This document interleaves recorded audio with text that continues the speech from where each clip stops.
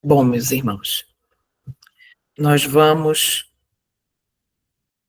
nós vamos avançar aqui com este tema, clamando ao Senhor, que Ele nos dê o entendimento e encha o nosso coração de alegria, de esperança, e que Ele encha o nosso coração de força em Cristo e fé, para que nós não desistamos e recebamos a coroa.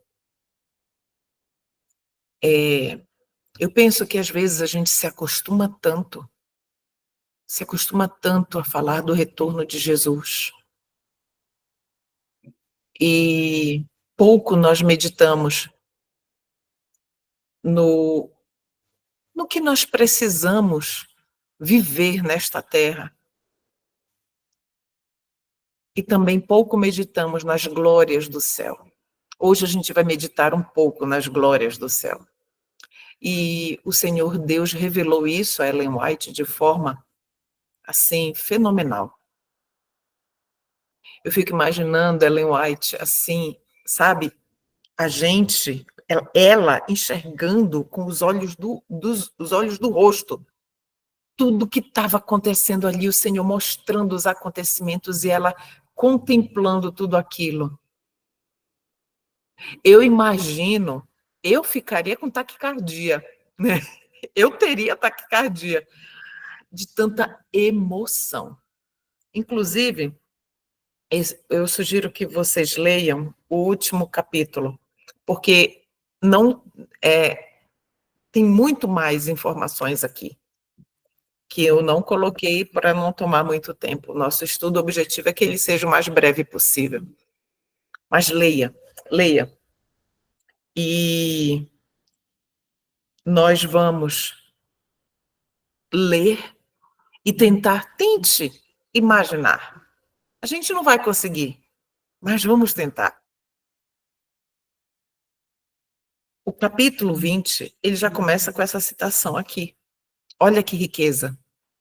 Cristo, somente Cristo e sua justiça obterão para nós um passaporte ao céu. Cristo, somente Cristo e a sua justiça imputada a nós pela fé é que obterão para mim e para você um passaporte para o céu. Queridos, é impossível terminar a nossa história nesta terra se nós não estivermos cobertos com a justiça de Cristo. Não terminaremos a nossa história de forma que herdemos o céu. Então é somente Ele, Cristo Jesus e a sua justiça, que pode nos habilitar a entrar nas mansões do alto. Vamos entender o que nos motiva. Você já parou para pensar sobre isso? O que motiva você a perseverar lutando aqui nessa terra? Temos algumas respostas, mas eu vou compartilhar aqui com vocês algumas outras. Motivos mais fortes e instrumentos mais poderosos não poderiam jamais ser postos em operação. Aí vem essa parte que são os motivos. As maravilhosas recompensas de fazer o bem. Vamos receber a recompensa não de fazer o bem de forma legalista, com a nossa justiça própria. Não, eu vou praticar o bem como se fosse uma barganha. Eu vou praticar tal ato, vou favorecer, vou fazer tal ato de misericórdia, ou então de beneficência, para receber tal coisa em troca. Não. Então, eu e você, nós não somos capazes de praticar nada bom, nada de bom.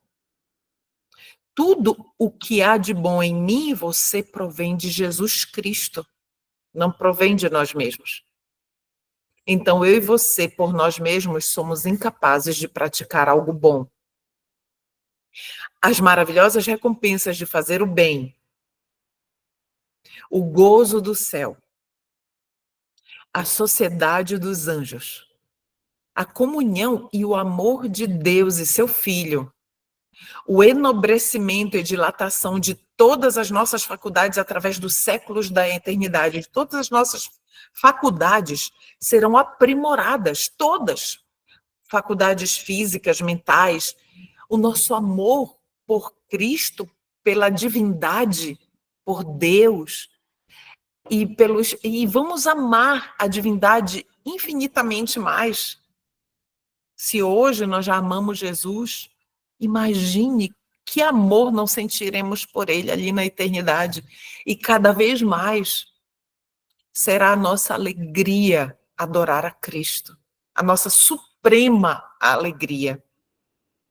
Então, tudo isso que nós acabamos de ler aqui, acaso não são estes poderosos incentivos e encorajamentos para nos impelir, nos empurrar, nos levar a consagrar ao nosso Criador e Redentor os mais amantes serviços do coração? Será que isso que nós lemos, que está pintadinho aí na tela, não é suficiente a nos motivar, a nos encher do desejo de prestar os mais caros e os mais amantes, como é que aqui foi traduzido, serviços do nosso coração a Deus, ao nosso Criador e Redentor, e também pelos pequeninos dele, né? Então, se pudermos nos encontrar com Jesus em paz e ser salvos, e salvos para sempre, seremos os seres mais felizes, salvos para sempre. Olha só, nós vivemos num mundo em que todos os dias, meus irmãos, todos os dias, nós temos ou alguma decepção, alguma tristeza, algum sentimento ruim, e às vezes acontecimentos muito fortes, trágicos, realmente acontecem no nosso meio familiar, que nos afetam de forma muito ruim, muito negativa. E eu fico, às vezes, quando eu estou passando por algum tipo de problema muito forte, uma das coisas que sempre vem à minha mente, e eu converso com o meu Salvador, de Senhor, como eu desejo não estar mais aqui neste mundo. Como eu desejo não passar mais por essas coisas. Como eu desejo não ficar lutando mais contra os sentimentos egoístas do meu coração. Não lutar contra os pensamentos ruins. Lutar contra, às vezes, a minha boca que fala, que age mais rápido do que a minha mente, impedindo ela de calar e trazendo para mim consequências terríveis. Porque quando a gente profere palavras, as palavras elas são jogadas ao vento, não tem como coletar de volta, né? Então, quando eu penso nessas coisas ruins que acontecem comigo, e com certeza acontecem com você também, infelizmente nós estamos nesse mundo de sofrimento e dor, eu penso na felicidade de morar eternamente em um lugar de pureza e de proteção. Que o Senhor diz que o pecado não se levantará a segunda vez, como eu desejo. E Ellen White diz assim: estar finalmente no lar em que os ímpios deixam de perturbar e os cansados estão em paz. Estar num lugar em que você não vai correr risco de morte, de um acidente, de uma doença grave, não é? Então o Senhor Deus prometeu para nós este lugar. Ele diz que esse lugar existe, que ele está sendo preparado para mim e para você. E nós não podemos perder a esperança. Nós não podemos desistir. E vou além, nós não podemos desistir de levar muitos conosco, de não estar lá sozinhos, de não desistir das pessoas ao nosso redor, quer as conheçamos, quer não as conheçamos. Na terra renovada, os redimidos empenhar-se-ão em ocupações e prazeres que levaram felicidade a Adão e Eva no início. Olha só. Algumas pessoas podem dizer assim: ah, no céu não vai ter isso, não vai ter aquilo. Só que nós estaremos ali glorificados, transformados pelo Senhor. E ali será o nosso maior contentamento nos ocupar, desempenhar as mesmas tarefas que Adão e Eva desempenhavam no início. Não nos ocorrerá a nossa mente transformada e glorificada, nós nem sequer lembraremos daquilo que fazíamos aqui na Terra, porque o nosso prazer será estar lá fazendo exatamente o que Adão e Eva faziam no início. Será vivida a vida edênica, a vida no jardim e no campo. Está lá em Profetas e Reis. Então, como o Senhor está preparando algo que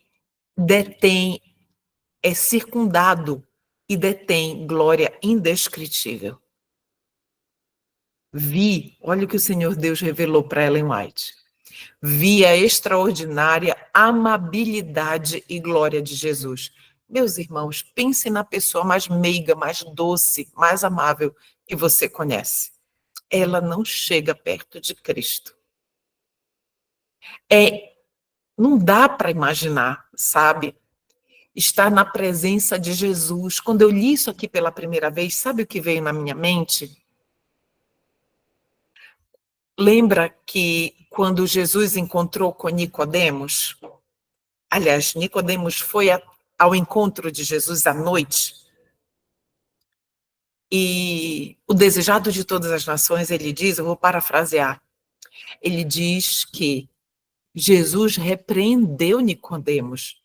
Tu sabes, tu és mestre em Israel e não sabes destas coisas, quando Cristo estava falando do novo nascimento. E Nicodemos poderia ter ficado com raiva, magoado, chateado com Jesus, mas Ellen White, pena de Ellen White, o Espírito Santo nos revela pela pena dela que a forma como Jesus falou, ela foi com tanto amor, com tanta amabilidade, que Nicodemos não sentiu nem nada de negativo para com Jesus. E que Nicodemos ficou impressionado com tanto amor, sabe? Nós não temos noção, queridos. A nossa imaginação não consegue conceber a amabilidade de Jesus Cristo. O texto continua: o seu semblante era mais brilhante do que o sol ao meio-dia. E veja, Ellen White recebeu de Deus a capacidade de contemplar o rosto de Jesus, mesmo com o sol ao meio-dia. Vocês lembram dos israelitas lá no deserto, lá no Sinai, quando Moisés desceu do monte carregando as tábuas da lei? Que eles não conseguiam contemplar o rosto de Moisés? Mas Ellen White, Deus deu a capacidade para ela, habilitou-a a contemplar o rosto de Cristo, e nós o contemplaremos, porque estaremos com a mesma glória. Amém. Em nome de Jesus, é o meu maior desejo para todos nós. As maravilhosas coisas que ali vi, não as posso descrever. Oh, se me fosse dado falar a língua de Canaã, poderia então contar um pouco das glórias do mundo melhor. Ela não conseguia. Olha, algo que me chama a atenção no cânon bíblico, você percebe que nos evangelhos, os 3 evangelhos, os primeiros, são chamados de evangelhos sinóticos. Esses 3 evangelhos, eles relatam a vida de Cristo, do seu nascimento até a sua morte e ascensão ao céu. Ressurreição e ascensão ao céu. E só que olha como o Espírito Santo ele age em cada um dos escritores bíblicos. O Espírito Santo ele não apaga a característica pessoal de cada escritor. Ele aprimora e traz à memória aquilo que o escritor bíblico quer expressar. É por isso que Mateus, Marcos e Lucas, há ênfases diferentes e informações diferentes. Algumas são comuns, mas há detalhes em Marcos que não é em Mateus, há detalhes em Lucas que não há em Marcos e Mateus, e assim por diante. Então, o Espírito Santo não apaga, não anula o estilo de escrita de cada autor.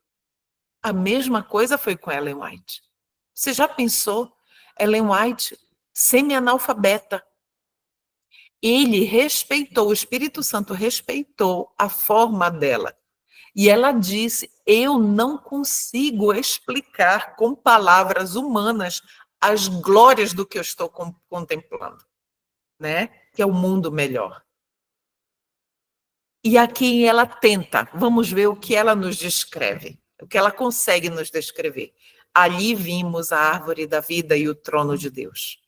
Do trono provinha um rio puro de água, e de cada lado do rio estava a árvore da vida. De um lado do rio havia um tronco da árvore, e do outro lado, outro. Outro quê? Outro tronco da mesma árvore, ambos de ouro puro e transparente. Já pensou que é você contemplar uma árvore que parece ouro, que é tão puro que parece ser transparente? A princípio, eu pensei que via 2 árvores. Olhei outra vez e vi que elas se uniam em cima, numa só árvore. Assim estava a árvore da vida em ambos os lados do rio da vida. Seus ramos, olha só, agora os ramos, de lá de cima da árvore, seus ramos curvavam-se até o lugar em que nos achávamos. Ou seja, era como se os ramos se derramassem, né? E seu fruto era esplêndido, tinha o aspecto de ouro de mistura com prata. Vamos agora aos animaizinhos. Vi outro campo repleto de todas as espécies de flores. E quando as apanhei, exclamei, elas nunca murcharão. Em seguida, vi um campo de relva alta, grama, né? Cujo belíssimo aspecto causava admiração. Era uma vegetação viva e tinha reflexos de prata e ouro, quando magnificamente se agitava para a glória do Rei Jesus. Então, tinha ventinho. Se agitava é porque tem ventinho, não é? Vamos avançar. Entramos, então, num campo cheio de todas as espécies de animais. O leão, o cordeiro, o leopardo, o lobo, todos juntos em perfeita união. Passamos pelo meio deles e pacificamente nos acompanharam. Você já pensou isso? Eu e você, nós estarmos num lugar em que esses animais não terão medo de nós, não fugirão, muito pelo contrário, virão para junto de nós, para serem nossos amigos, para nos dar carinho e nós darmos carinho a eles. Olhe, meus irmãos, não dá para imaginar. Um negócio, né? Não dá para imaginar. Vi o fruto da árvore da vida, o maná. Olha só, o maná. Nós vamos finalmente saber como era o maná. Amêndoas, figos, romãs, uvas e muitas outras espécies de frutas. No Manuscript Releases 21, tem uma citação que a serva do Senhor diz para nós aqui na Terra. Ela diz que o povo de Deus dos últimos dias somos nós. Nós precisamos dar passos para voltar à alimentação que Deus nos deu no início. Essa é a alimentação que nós vamos ter no céu. Então, quanto mais natural for a nossa alimentação, meus irmãos, melhor. Quanto mais edênica for a nossa alimentação, melhor. Em preparo para isso aqui que nós estamos lendo. Todos saem do túmulo. Olha só, agora vamos falar dos que ressuscitaram, da ressurreição, quando Cristo vier nos chamar. Olha, nos buscar e chamar aqueles que estavam dormindo o sono da morte. Olha a descrição. Todos saem do túmulo com a mesma estatura que tinham quando ali entraram.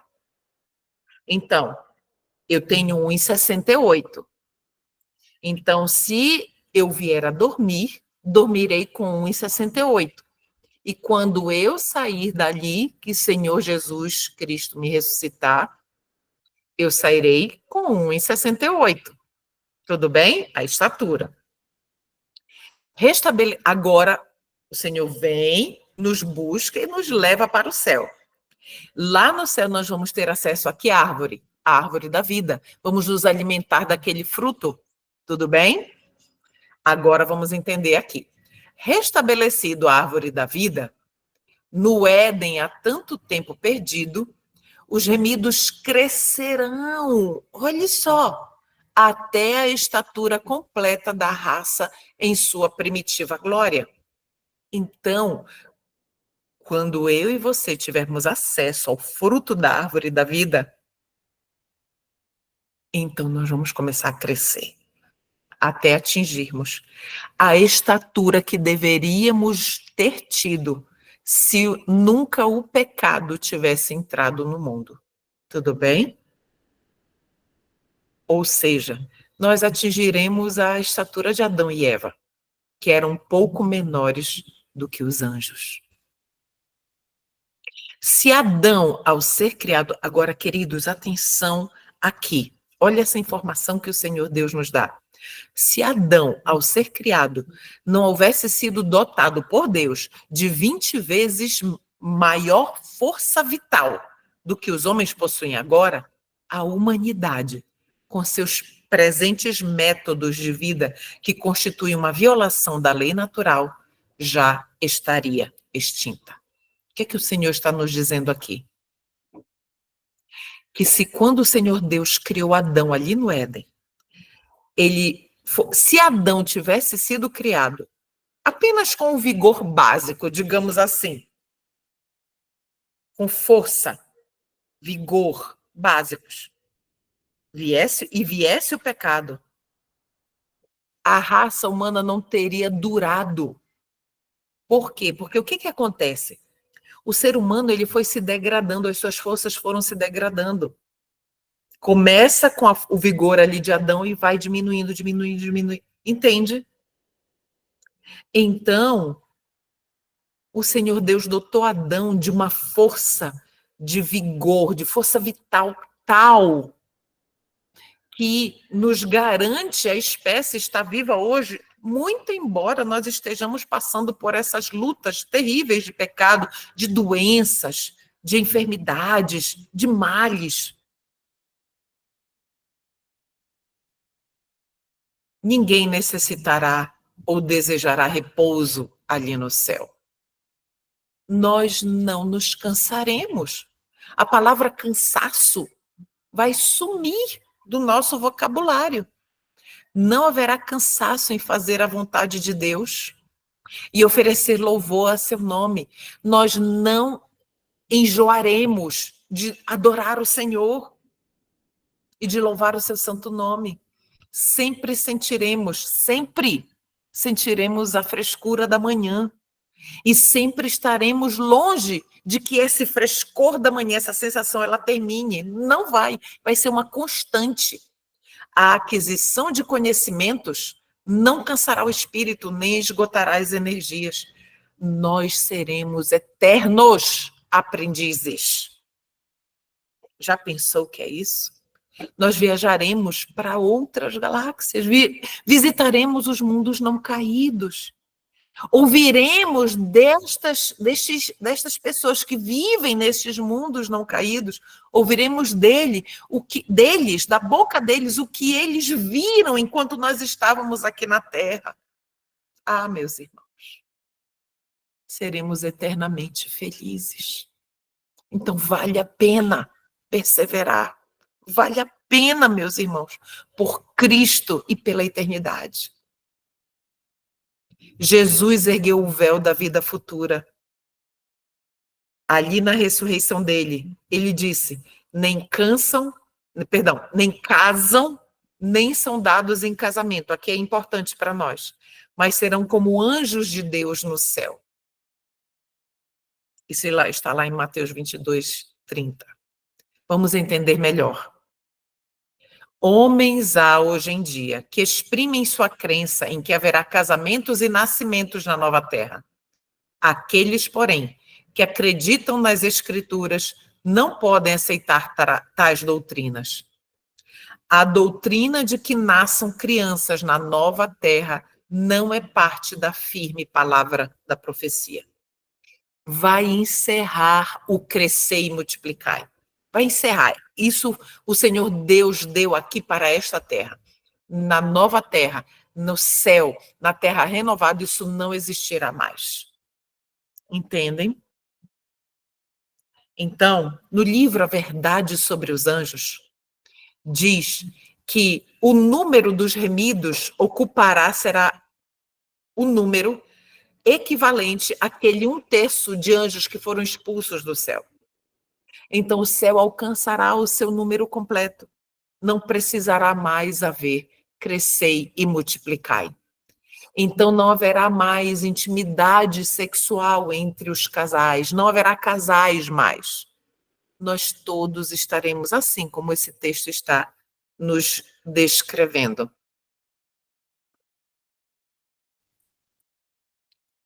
A ressurreição de Cristo era um símbolo da final ressurreição de todos quantos nele dormem. O semblante do Salvador ressuscitado, sua maneira, sua linguagem, tudo era familiar aos discípulos depois que Jesus ressuscitou. Então, eles reconheceram Cristo, viram Cristo, o corpo dele já diferente, glorificado. Como Jesus ressurgiu dos mortos, assim hão de ressuscitar os que nele dormem. Reconheceremos os nossos amigos da mesma maneira que os discípulos reconheceram Jesus Cristo quando ele ressuscitou. Ressurgirá a mesma forma, mas estará livre de doenças e de todo defeito. Ela torna a viver, tendo as mesmas feições individuais, de modo que os amigos reconheçam uns aos outros. Pais reconhecerão filhos e filhos reconhecerão pais. Irmãos e irmãs, amigos, todos nós nos reconheceremos. A cada lado do portão, nós entrando agora, entrando no céu. A cada lado do portão vemos uma comitiva de anjos e, ao por ele passarmos, Jesus diz: vinde benditos de meu Pai. Possuí por herança o reino que vos está preparado desde a fundação do mundo. Aqui, Jesus nos diz que somos participantes de seu gozo. Entra no gozo do teu Senhor, lembram? E qual é esse gozo? É o gozo de ver o trabalho de vossa alma, pais. Agora é com os papais e com as mamães. É o gozo de ver o trabalho de vossa alma, pais. É o gozo de ver que vossos esforços, mães, foram recompensados. Aí estão os vossos filhos. A coroa da vida está sobre suas cabeças. Irmãos e irmãs, pais, mães, vale cada sacrifício e cada esforço. Receberemos em nome de Cristo Jesus a recompensa por todos os esforços. Vamos ver agora sobre a salvação das crianças. Alguns têm perguntado se os filhinhos, mesmo de pais que creem, hão de ser salvos, pois não tiveram nenhuma prova de caráter e todos precisam ser provados e seu caráter tem de ser determinado pela prova. É feita a pergunta: como podem as criancinhas ter esse teste e prova? Responde Ellen White. Respondo que a fé dos pais que creem protege os filhos. Não esqueça disso. A fé dos pais que creem protege os filhos, como sucedeu quando Deus enviou seus juízos sobre os primogênitos dos egípcios. Quem foi que passou o sangue que representava o sangue de Cristo nos umbrais das portas? Foram os filhinhos? Foram os pais, os sacerdotes fizeram isso e passaram ali. A fé dos pais no que Deus havia dito por meio de Moisés, de que viria a 10ª praga e de como ela seria. A fé dos pais crentes ali protegeu os seus filhos. A mesma coisa acontece hoje. Entende? Não podemos dizer se todos os filhos de pais descrentes serão salvos. Agora nós estamos falando dos descrentes, porque Deus não tornou conhecido o seu propósito a respeito desse assunto. E convém que o deixemos onde Deus o deixou e que nos demoremos em assuntos elucidados, ou seja, que estejam claros em sua palavra. Os anjos de Deus, atenção mamães, os anjos de Deus imortalizam o nome das mães cujos esforços ganharam os filhos para Jesus Cristo. Orientação da criança 568. Não desista, mãe. Aqui quem lhes fala é uma mãe que tem um filho longe de Cristo. Não desista, mãe. Eu não desisto. E eu sei pela fé que eu contemplarei o galardão de Deus na vida dos meus 2 filhos. Não perca essa esperança. Nossos traços de caráter, meus irmãos, não se alterarão. E isso é seríssimo. O que vamos ler agora é muito sério. Muita atenção. Caráter. Os traços de caráter que acalentais na vida não serão modificados pela morte, ou pela ressurreição. Saireis da sepultura com a mesma disposição que manifestastes em vosso lar e na sociedade. Isso não assusta você? Me assusta. Porque eu sei quem eu sou. Eu sei das minhas lutas. Então, o nosso caráter tem sido provado. Eu tenho tido algumas quedas. Talvez você também. O que importa é que nas nossas quedas, na prova do caráter, nós seguremos, agarremos de novo nas mãos de Jesus e diga: Senhor, não te deixarei enquanto não me abençoares. Vamos continuar o texto. Jesus não altera o caráter em sua vinda. A obra de transformação tem de ser efetuada agora. Nossa vida diária está determinando o nosso destino. Eu marquei isso, sabe por quê, queridos? Porque o lugar em que nós somos mais provados é dentro da nossa própria casa. A nossa vida diária, ali, no lar, onde nós nos sentimos, que é o lugar, eu já falei isso outras vezes, mas o lar é o lugar que nós nos sentimos mais à vontade para pecar, para demonstrar os nossos defeitos de caráter pessoal, porque lá fora a gente vai tentar disfarçar. Nós vamos tentar disfarçar, porque o que nós queremos é mostrar o nosso melhor para as pessoas. Mas nós não conseguimos manter esta máscara dentro do nosso lar. Então é a nossa vida diária, meu irmão e minha irmã, que determina o que nós estamos vivendo hoje está determinando o nosso destino. Está determinando o nosso destino.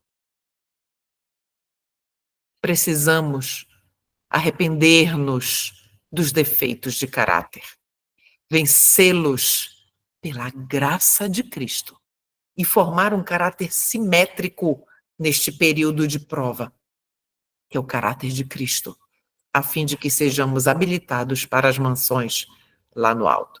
Está no Manuscript Releases, volume 13, página 82. Isso aqui é o original, a página do original. Será publicado todos os 21 manuscritos, já tem 10. Serão publicados os 21 em língua portuguesa. Então, meus irmãos, vocês já ouviram falar dos temperamentos? Sanguíneo, fleumático, melancólico, colérico. Lembram disso? Desses temperamentos? Uma vez uma irmã chegou e falou assim para mim, pela minha forma de falar, pela minha forma de ser. Às vezes, quando eu estou falando, eu gesticulo muito, eu tenho meu jeitão, né? Eu falo com determinação e tudo mais. Cada um tem a sua peculiaridade. Ela disse assim: irmã, a senhora ou é sanguínea ou é colérica. Fiquei olhando assim para ela. É, irmã? Tá bom. Vocês sabiam, meus irmãos, que os temperamentos são defeitos de caráter e nós não devemos, e que a partir do momento em que nós sabemos qual é a nossa particularidade nesse quesito, precisamos lutar em oração com Cristo para que eles não existam mais na nossa vida, sejam dissipados de nós, porque são defeitos de caráter. Vamos ver a atmosfera do céu? A paz e a harmonia das cortes celestiais não serão perturbadas pela presença de alguém que seja rude ou indelicado. Então vamos unir esta informação agora a esta última aqui, ó, que diz que não, não, essa última não. Esta aqui. Ai, tá muito longe. Não vou avançar. Mas nós lemos que que é a nossa vida diária, tá aqui, é o azulzinho, que está determinando o nosso destino. É a nossa vida, e eu vou ampliar um pouquinho, é a nossa vida doméstica. Então, se nós no lar, nós temos a tendência de sermos rudes ou indelicados uns com os outros, esse é o tipo de sentimento que não pode, o tipo de comportamento, de reação que precisa ser apresentado em oração ao Senhor para que Ele tire isso de nós. Porque nada disso vai entrar no céu. O céu é um lar em que a simpatia está viva em todo o coração e é expressa em cada olhar. Ali reina o amor. Não há elementos dissonantes, não há nenhuma discórdia, contenda ou guerra de palavras. Nada disso, porque o céu é o reino do amor, né? Então, discórdia. Inclusive, tem uma meditação, uma reflexão no meu canal, sobre a discórdia. Eu não sei se alguém pode colocar aí no chat. Essa meditação, por favor, vá lá na playlist O Último Clamor. Está escrito discórdia. Então, medite sobre o que... Tem o quê? 5 minutos e um pouquinho, é bem breve. Então, discórdia, contenda, guerra de palavras, queridos, tudo isso nasce de um coração egoísta. Nós somos egoístas por natureza, lamentavelmente. E nada disso entrará no céu, porque o céu é o reino do amor. O povo de Deus tem o privilégio de entreter franca comunhão com o Pai e o Filho. Já pensou isso? Teremos comunhão com o Senhor Deus e Cristo. O conheceremos face a face, sem um véu obscurecedor de separação. Livres da mortalidade, alçarão voo incansável para os mundos distantes, viu? Mundos que fremiram, ou seja, se angustiaram de tristeza ante o espetáculo da desgraça humana, contemplando o que acontecia aqui na Terra, e ressoaram com cânticos de alegria ao ouvir as novas de uma alma resgatada. Queridos, cada alma que se converte a Cristo Jesus, o céu todo, os mundos não caídos, vibram de alegria. Eles entoam cânticos de alegria ao ouvir as novas de uma alma resgatada. Ali, lá no céu, na terra renovada, toda faculdade se desenvolverá e toda capacidade aumentará. Não haverá limites para nós, para o nosso aprendizado, não haverá limites para as nossas faculdades manuais e tudo mais, não haverá limites. Os maiores empreendimentos que cada um de nós pudermos lá conceber serão levados avante. As mais altas aspirações serão realizadas, as maiores ambições serão satisfeitas. Por mais que avancemos no conhecimento da sabedoria e do poder de Deus, há sempre um infinito para além. Não se esgotará. Nós não somos capazes de entender o que significa eternidade. O que essa palavra significa de verdade, não somos, meus irmãos.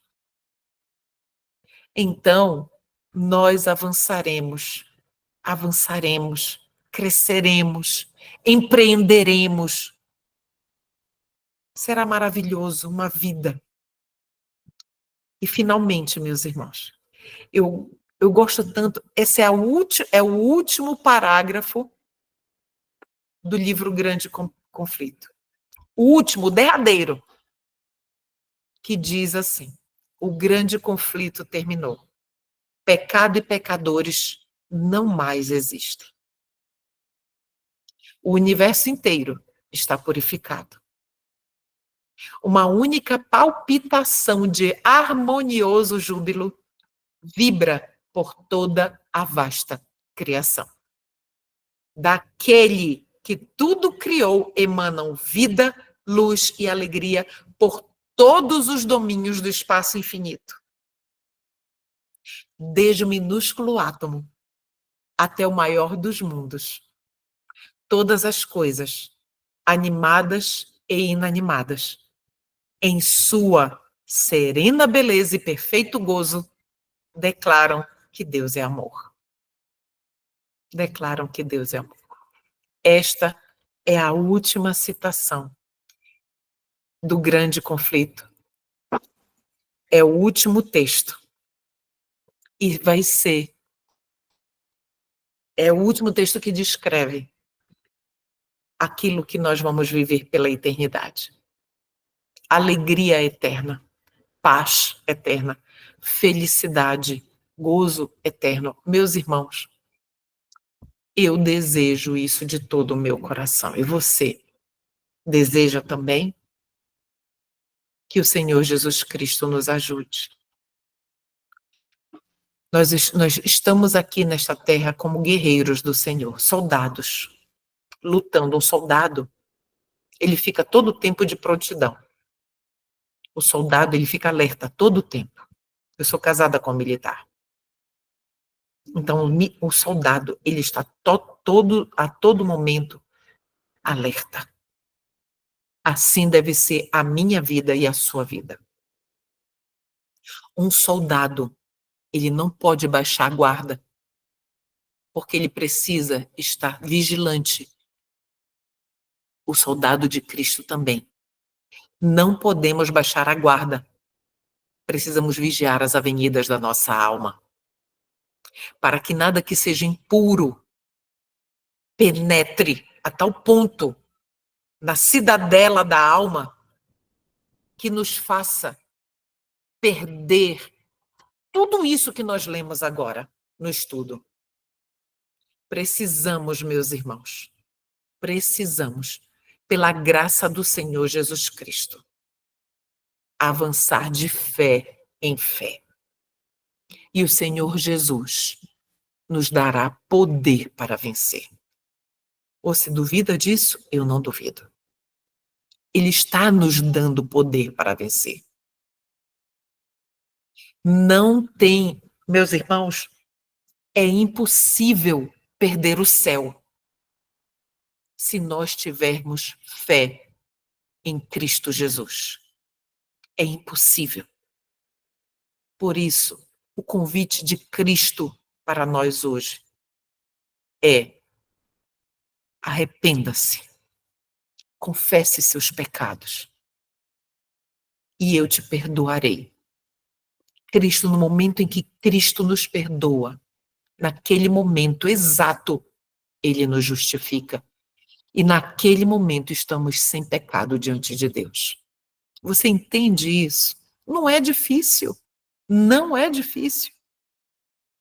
Meu irmão e minha irmã, isso é a justiça de Cristo pela fé. Isso é ser justificado. Então, eu estou muito feliz de ter passado essa jornada toda aqui com vocês. Foram 19 estudos.